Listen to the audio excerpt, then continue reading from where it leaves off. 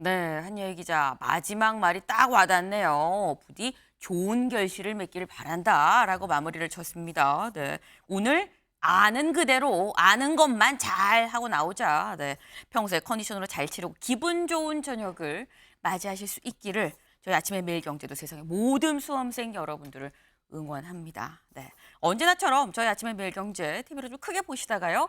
궁금한 점은 유튜브 댓글로 남겨주시면 저희가 또 같이 얘기를 해보겠습니다. 오늘 함께해 주실 분들 소개합니다. 안녕하세요.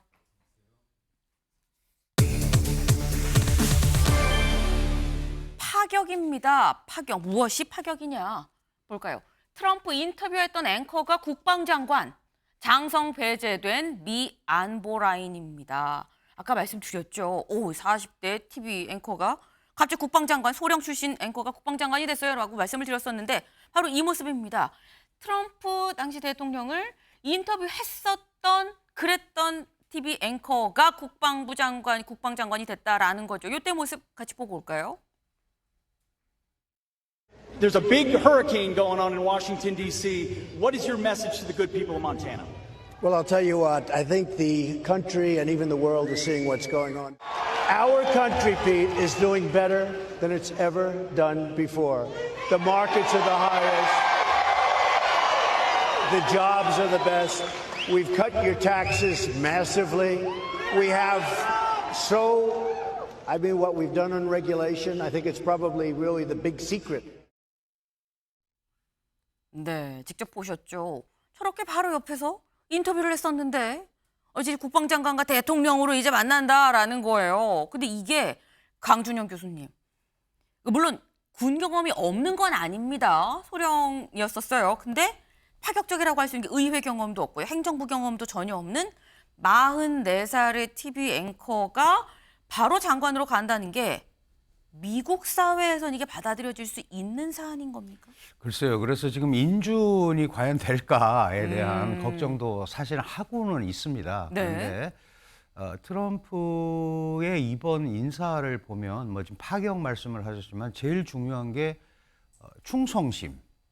그다음에 자기 말을 듣느냐 안 듣느냐가 이제 기본이 되겠죠. 왜냐하면 일기 때 그런 고생을 좀 했거든요. 네. 그리고 특히 국방이나 이 해외 주둔군 관계에 있어서는 트럼프도 그런 군 경험이 없으니까 이 군에서 잔뼈가 굵은 우리가 소위 얘기하는 장성급 이상의 전문가들이 조언을 자꾸 하는 게 자기는 거슬렸던 것 같아요. 아하. 그래서 이번에는 완전하게 내가 내 말을 잘 듣고 또 나와 같은 생각을 가지고 있는 그런 사람을 임명하자. 그러다 보니까 이제 이렇게 1980년생이 220만 미군의 수장이 네. 되는 국방장관이 되는데 물론 이제 작전이나 이런 것들은 네. 합참의 영향력이 더 크죠. 어쨌든 그럼에도 불구하고 미국 펜타곤에 이제 미군을 책임지고 있다라는 것 자체가 굉장한 무게가 있는데 이제 걱정하는 것들은 이렇게 너무 의지, 뭐 미국 우선주의, 미국을 다시 위대하게 이제 이런 쪽의 생각을 가지고 트럼프와 합을 맞춰서 너무 밀고 나가면 문제가 생길 수 있잖아요. 그 부분을 다른 나라가 들어올 수 있다라고 걱정하는 사람들이 있습니다. 그러니까 강력한 미국 우선주의 정책이 네. 동맹 간의 틈을 또 벌릴 수 있다. 그 틈에 중국 같은 데가 치고 들어올 수도 있다. 네. 이런 걱정을 미국에서도 하고 있거든요. 네. 그러니까 그런 부분 좀 지켜봐야 될 것 같아요. 네. 지금 첫 말씀이 이인준이 될까 모르겠다라는 말씀으로 시작을 하셨어요. 미국에서도 이게 굉장히 파격 인사다라는 말씀인 거죠. 그리고 말씀하신 게 아마도 트럼프가 일기 때 자꾸 장성급이 나한테 뭐라고 얘기한 조언이 좀 거슬렸던 거 아닌가 싶어요라고 말씀을 하셨는데 근데 이인준이 된다고 해도요, 교수님. 군 조직도 굉장히 좀 보수적이거든요. 그렇습니다. 근데 1980년대 생에 새로운 국방장관이 와서 220만 미군을 통솔하는 수장 자리에 오면 이게 또 군 내부에서는 받아들여질 수 있을 것인가, 말에 힘이 있을 것인가라는 생각도 듭니다. 굉장히 중요한 지적이시고 미국도 걱정하고 있는 겁니다. 지금 이제 상하원을 다 장악을 했기 때문에 어쨌든 네. 이제 인준 절차는 넘어갈 거고. 네. 그럼 이제 통솔 체계가 어떻게 될 거냐가 이제 가장 큰 문제인데 네. 국방부 장관 수장을 물론 이제 저렇게 군 경험이 없는 사람을 앉혔지만 그 밑에 보좌진들을 어떻게 포진시키느냐. 그러니까 최고 수장은 경험이 좀 부족하고 그렇다고 하더라도 네. 그 밑에 그쪽을 뭐 야전이라든가 이런 데서 좀 잔뼈가 굵고 미국 군을 잘 이해하고 있고 해외 상황을 잘 이해하고 있는 그런 그 인맥들로 포진을 좀 해놔서 그런 부작용을 좀 최소화하겠다고 생각을 하고 있는 것 같아요. 사실은 그 지금 헤그세스도 어쨌든 본인도 소련까지 하고 이라크도 갔었고 나도 아프간도 갔었고 그런 면이 트럼프한테 좀 어필이 됐던 것 같습니다. 내가 군도 좀 잘 안다. 그리고 네. 우리가 희생하면서 이런 거 하는데 좀 해외 미군도 좀 재배치해야 되고 그런 거 아니냐. 그런 것들은 너무 잘 알고 있으면 기득권 때문에 못할 수 있어요. 그러니까 그런 개혁 정책을 추진하는 데는 일단 이제 속된 말로 좀 저질러 봐라라는 그런 뜻이 더 많이 들어가 있는 것 같습니다. 그러니까 뭔가 파격, 개혁을 한번 해봐라 라는 의미로 굉장히 파격 인사를 낸 거 아니겠느냐라는 말씀하셨는데 장관은 장관이더라도 그 밑에 약간 부족한 경험을 좀 서포트해 줄 수 있는 괜찮은 참모들이 좀 포진을 한다면 또 잘 또 흘러갈 수도 있다라는 말씀도 해주셨어요. 그럼 지금 말씀을 들어보면 추가적인 인사가 또 어떻게 군 내부에서 또 날 것이냐라는 것도 사실 돌아볼 포인트긴 한데 근데 사실 이게 미국에서 파격이다 말씀하셨는데 김진욱 대변인님 만약에 이게 우리나라였다면 가능하겠느냐. 그러니까 쉽게 이런 거예요. 제가 오늘 아침에 매일경제 하고요. 내일 문화부 장관입니다. 라고 나오면 이거 받아들일 수 있으시겠어요? 이제 우리나라도 그런 경우들이 없진 않았어요. 예전에 김대중 대통령께서 김한길 그 문화부 장관을 임명했을 때 네. 김한길 장관이 40대 중반 정도 됐었거든요. 그런 사례가 없지는 않았는데 과연 지금 이제 이런 것들은 아마 이 그 최고 권위를 갖고 있는 대통령의 의지의 문제가 아닌가 싶습니다. 그 대통령께서 이번에 지금 미국의 외교 안보 라인이라든가 이런 거 지금 발표되는 거 보면 일단은 4050 세대를 중요시하고 있고요. 거기다가 본인의 말을 잘 들어줄 이 충성파 이런 사람들인데 이런 사람들과 함께 일하면서 뭔가 조금 더 젊고 개혁적인 방법으로 추진해 나가겠다. 또 특히 미국 우선주의를 가장 강력하게 실행해 나가겠다. 이런 의지를 가지고 있다면 아마 그런 사람들도 할 수 있겠죠. 우리나라도 좀 그런 좀 젊은 40대의 장관 또 뭐 50대의 총리 이런 분들도 예전에도 있었기 때문에 앞으로도 뭐 그런 그 방향으로 할 수 있는 방법이 있다면 충분히 가능하다. 저는 그렇게 봅니다. 상당히 긍정적으로 또 말씀을 하셨어요. 40대, 50대 충분히 가능하지라는 말씀을 하셨는데 네, 지금 저희가 단순 국방장관만 파격 인사다라고 말하는 건 아닙니다. 다음 기사를 좀 볼까요? 소령 출신 국방장관 골프 친구 특사 1주 만에 외교안보 라인 구축입니다. 지금 보면 아까 소령 출신 국방장관은 그래 알겠는데 방금 얘기했는데 골프 친구 특사는 누구야? 중동 특사를 그동안 친해서 매일 골프 쳤던 친구가 특사가 됐다. 누구냐? 여기입니다. 볼까요? 스티브 위코프 그룹 설립자입니다. 여기도 기업가인 거죠. 같이 골프를 주로 자주 쳤던 골프 친구다. 근데 이번에 중동 특사로 또 임명이 됐다라는 거예요. 근데 뭐 이것뿐만이 아니고 지금 여기 쭉 보면 어제 제가 말씀드렸던 국가안보보좌관 그리고 오늘 새벽에 공식 지명된 마크 루비오 국무장관 좀 전에 얘기한 국방장관 그리고 CIA 중앙정보국 국장도 지금 임명이 됐고요. 그리고 더불어서 뭐 주유엔 대사, 주 이스라엘 대사 등등등 굉장히 많은 지금 다 외교안보 라인 관련한 인사가 속속 다 지금 모습을 드러내고 있습니다. 일단 뭐 골프 친구인 거를 뭐 차치하더라도요, 교수님. 인선이 굉장히 빠릅니다. 특히 나오는 게 대부분 외교안보 라인이에요. 그런데 뭐 다른 부분 경제도 있고 뭐 복지도 있고 여러 부분이 있는데 유독 외교안보 라인에 이렇게 발빠르게 인사를 낸다는 거 이건 트럼프 당선인이 그만큼 우선적으로 외교안보 라인에 지금 집중적으로 관심을 갖고 있다는 얘기 아닙니까? 그렇습니다. 그 사실 세계 뭐 초강대국으로서 네. 미국의 트럼프 대통령이 당선된 데에서 세계가 굉장히 긴장을 하고 불확실성이 더 심화됐다 이런 이제 걱정을 하고 있잖아요. 네. 그런데 나는 그게 아니다. 이미 다 준비가 됐다. 이게 일주일 만에 이렇게 외교안보 라인을 자신 있게 대외로 공개한다는 것 자체가 준비된 대통령이다라는 걸 또 보여주는 네. 겁니다.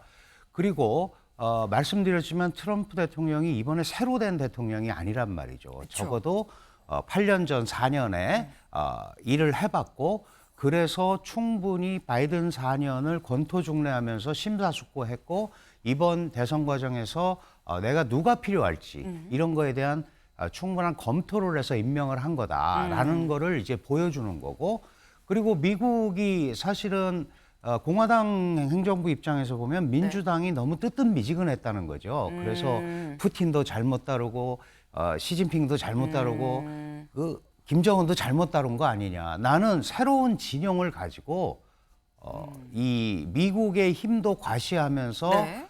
세계를 안정시킬 수 있다. 이 얘기를 강조하기 위해서 일주일 만에 그냥 쫙 내버린 거거든요. 네. 그러니까 준비됐다라는 걸 보여주는 게 가장 중요한 것 같아요. 나는 준비된 대통령이다. 기존에 민주당에서 했었던 외교안보 이거 내가 다 바꿀 거다라는 의지의 표명이기도 하다라는 지금 말씀이셨는데 또 외교안보 라인뿐만이 아니라 다음 기사 보시죠. 미 관료 사회 핵폭탄된 머스크. 세금 낭비 공무원 순위표 만들 것. 세금 낭비하는 공무원 순위표 만들어서 뭐 할까요? 나가 지우겠다라는 거죠. 구조조정 하겠다라는 겁니다. 네. 지금 이 순위표를 만들어서 이 할 수 있는 역할, 자격을 트럼프 당선인이 줬죠. 뭘로 줬냐? 정부 효율부 수장에 줬어요. 근데 정부 효율부? 이런 게 있었어? 없었죠. 없었는데 이번에 만들었습니다. 사실 이런 부가 만들어질 것 같다라는 얘기는 진즉부터 나왔었어요. 왜? 머스크가 자기 SNS에 뭘 올렸냐? 같이 좀 볼까요? 이거를 올렸었어요. 네. 이 지금 트럼프 정부 입각하는 거 아니야라는 얘기가 나왔던 게 이겁니다. 지금 자신의 모습을 지금 합성한 사진이에요. 근데 이 앞에 뭐라고 써 있냐? 도지라고 써 있죠. 도지. 디파트먼트 오브 거버먼트 이피션시. 네. 지금 딱 요 문구 그대로 요 단어 그대로 도지부가 지금 생긴 겁니다. 근데 이걸 보면 이 사진이 먼저 올라오고 그다음에 실제 이 정부 효율부라는 부서가 만들어지고 거기에 수장으로 일론 머스크가 지금 된 거잖아요, 교수님. 근데 언뜻 생각할 때 이게 정부 효율부라는데 기업의 대표가 장관을 하면 할 수는 뭐 있긴 한데 백지 신탁과 이해 충돌 가능성이 상당히 있어 보이거든요.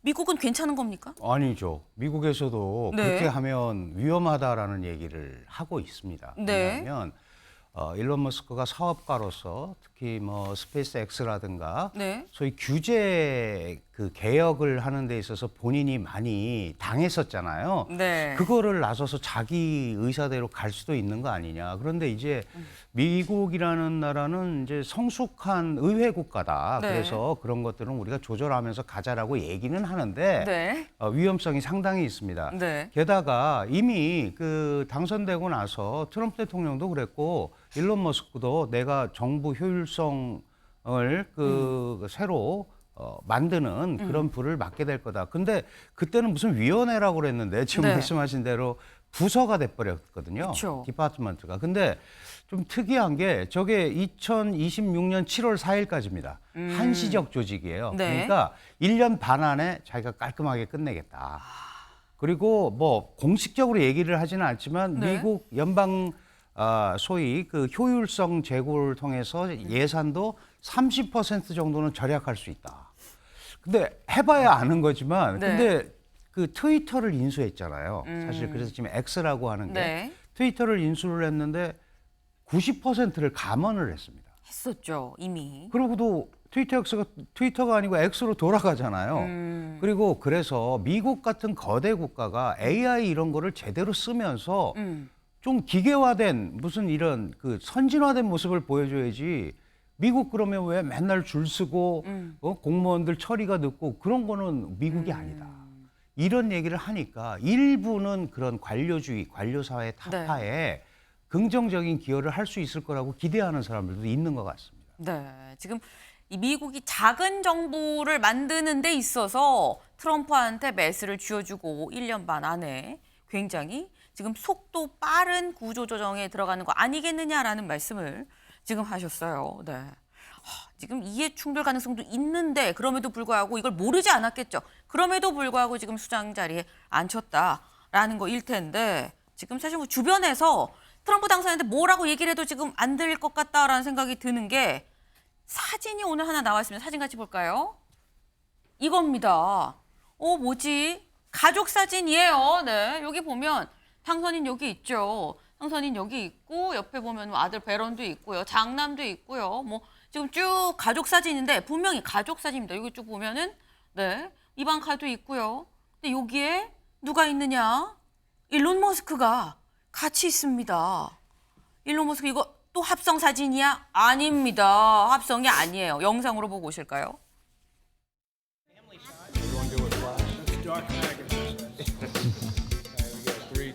Elon, Ivanka, you have to have a picture with your boy. We have to get Elon with his boy. Absolutely.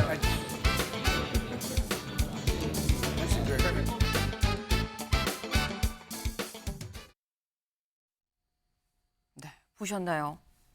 일론 머스크가 어쨌거나 가족들이 있는 자리에 저 끝에 있었어요. 그것도 사실 굉장히 친하구나 싶은데 그때 일론 머스크 일로 와 같이 찍자 해서 같이 찍은 거죠. 처음에 찍을 때는 이방카가 뒤로 밀렸어요. 네.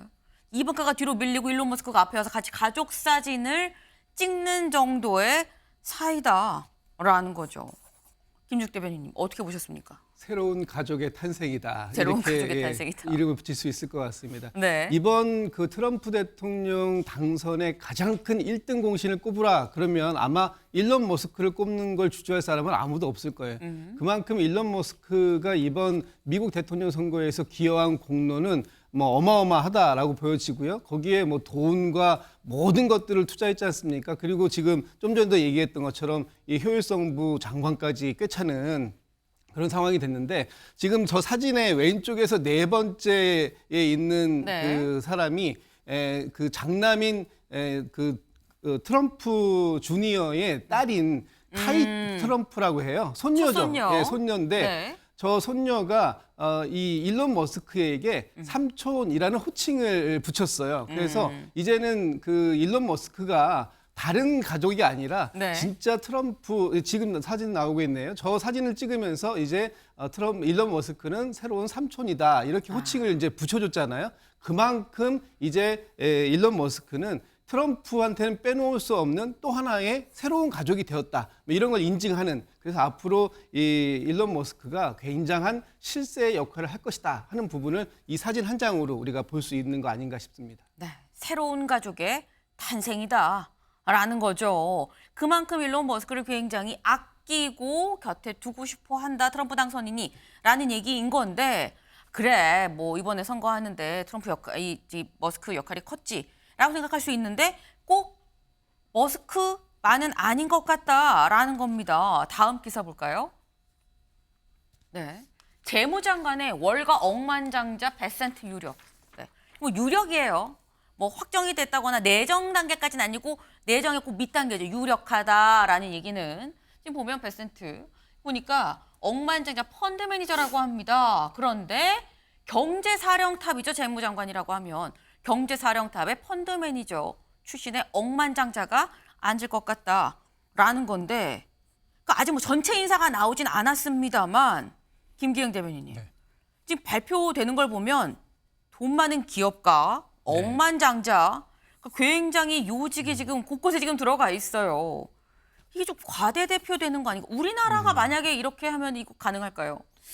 아무래도 이제 트럼프 입장에서는 본인이 비즈니스를 했기 때문에 네. 비즈니스를 했던 사람들과 얘기를 했을 때 뭔가 잘 풀린다 그런 생각을 하는 것 같습니다. 네. 그리고 트럼프는 예전부터 그 워싱턴에 있는 기득권, 고위 공무원에 대해서 딥스테이트 해가지고 굉장히 부정적으로 생각을 했거든요. 그런 일련의 흐름상 봤을 때 네. 어떤 공무원 출신의 관료 출신보다는 본인이 생각을 했을 때 사업가라도 성공을 하고 그다음에 4년 동안에 1기 트럼프 때 본인이 볼 때 경제가 나쁘지 않았다고 생각을 하는 거잖아요. 잘했다고 생각하기 때문에 그런 기조를 가져갈 것 같습니다. 근데 이 부분에 있어서 굉장히 중요한 게 네. 벤센트 같은 경우는 그 인플레이션 감축 법안 관련해서 되게 부정적이지 않습니까? 근데 우리가 바이든 정부 때 이 법안 때문에 투자를 많이 했죠. 그래서 예를 들어서 이제 삼성전자하고 하이닉스 같은 경우는 우리가 받을 수 있는 보조금이 9조 5천억 정도 된다고 그러더라고요. 이런 부분에 대해서 약간 불투명해졌는데 대통령이 트럼프 당선인을 만나서 뭔가 이 부분에 대한 어떤 얘기를 좀 해야 되고 그다음에 또 하나는 반도체 배터리 업체 관련해서 보조금이 5조에서 10조 정도 우리가 받을 수 있는데 그런 부분이 아쉬움이 있다고 그러더라고요. 그것도 해결해야 되고 무엇보다도 라이트 하이저 같은 경우는 이분이 이제 관세 부분에 대해서 보통 관세를 10에서 20%, 그다음에 중국은 60%를 한다고 그러더라고요. 그때 우리가 어떻게 대응할지에 대한 건데 사실 보면 우리는 중국에 중간재를 수출하기 때문에 중국이 60% 고율 관세를 맞는다고 했을 때 우리한테도 굉장히 어려움이 있거든요. 근데 반대로 이런 평가가 있습니다. 그러니까 자유진영 내에서 제조업의 어떤 제조업을 제대로 할 수 있는 제조업 패권 국가로서의 한국이 자리매김할 수 있고 이번에 조선 관련해서 트럼프가 얘기했듯이 그런 부분에 있어서 우리의 기회 요인도 좀 균형 있게 봐야 될 거라고 봅니다. 네. 지금 일단 우리나라의 어떤 인사와는 사뭇 다른 인사들이 지금 트럼프 2기에서 지금 진행이 되고 있어요. 그런데 여기서 중요한 건 어쨌거나 된다고 하면 우리는 그래서 우리나라가 어떻게 여기에 잘 적응을 하고 우리 거를 잘 챙겨올 수 있느냐 그 여부를 좀 잘 살펴봐야 된다라는 말씀을 주신 걸로 좀 이해를 했습니다. 지금 트럼프 2기가 아직 지금 출범하지도 않았는데 벌써부터 이렇게 시끌시끌.